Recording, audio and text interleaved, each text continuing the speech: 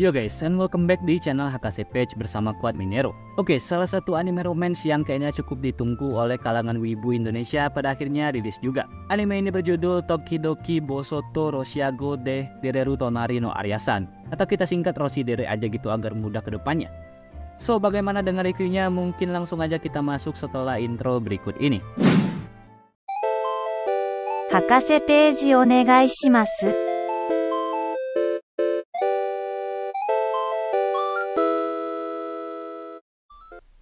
Roshi Dere sendiri merupakan anime yang diambil dari light novel dengan judul serupa karya Sun Sensei dan diilustrasikan oleh Momoko Sensei, yang pada awalnya terbit di situs online Sosetsu Kaninaro pada tahun 2020 lalu, namun nantinya akan diakuisisi oleh Kadokawa Shoten pada 2021 untuk dikomersilkan secara luas. Premisnya sendiri sebenarnya agak klise menurut aku pribadi gitu, agak nyebelin, dan aku pribadi cukup bosan dengan premis kayak gini.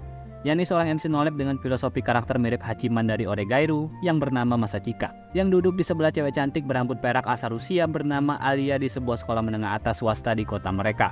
Nah, Alia sendiri merupakan siswi pindahan ke sekolah tersebut, dan karena alasan tertentu Alia sepertinya cukup tertarik dengan Masachika.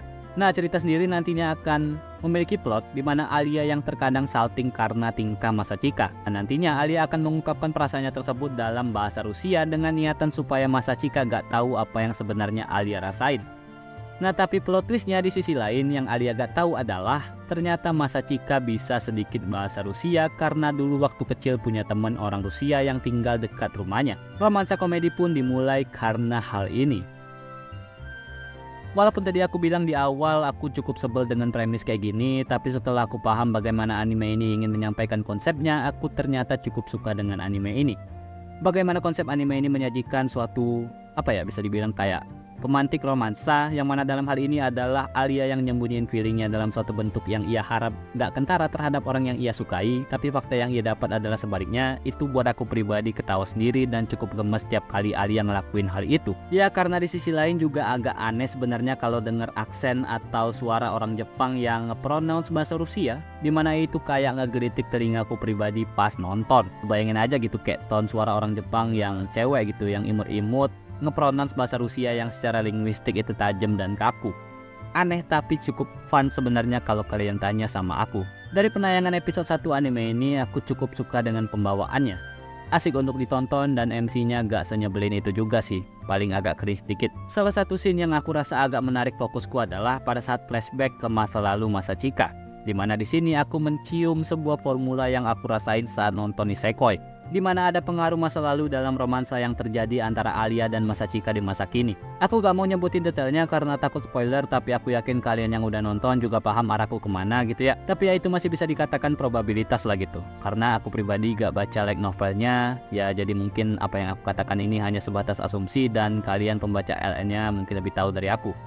Ya, intinya di video ini aku juga cuman mau review anime ini doang sebagai penonton anime only, dan hanya menilai dari apa yang aku udah tonton dan lihat di episode 1 animenya. Next, dari segi animasi dan grafis, anime ini tentunya udah bagus banget dan standar romance anime zaman sekarang.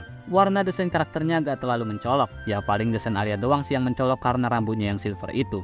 Tapi selain dia termasuk MC, desain karakternya bisa kukatakan biasa aja dan gak norak atau menyala-nyala kayak kebanyakan anime biasanya.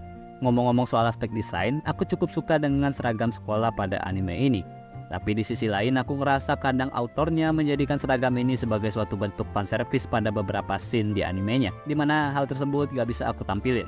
Di episode 1 kita disuguhkan dengan scene ikonik yang cukup yabai, dimana di scene tersebut Alia stockingnya basah dan dia malah ngusilin dan ngerjain Masachika supaya masangin stockingnya yang baru. Di sini aku yakin kalian paham arahnya kemana, dan ku yakin di sini fetis kaki pada ngaceng. Ya, itu salah satu fanservice di anime ini sih, yang padahal baru episode 1 gitu ya. Ya paham bener sih ini anime nge-hook penonton-penonton apalagi wibu cabul gitu. Ya, terakhir sebagai kesimpulan, anime ini cukup fun untuk ditonton dan konsepnya menarik. Tapi aku ngerasa gak ada yang terlalu spesial dari anime ini yang bikin dia benar-benar stand out dan out of the box. Jadi aku bakal kasih rating 7,2 untuk anime ini. Cukup recommended dan silahkan tonton kalau kalian mau nonton anime romance. Oke, bagaimana dengan pendapat kalian tentang anime ini? Silahkan sikat kolom komentar di bawah.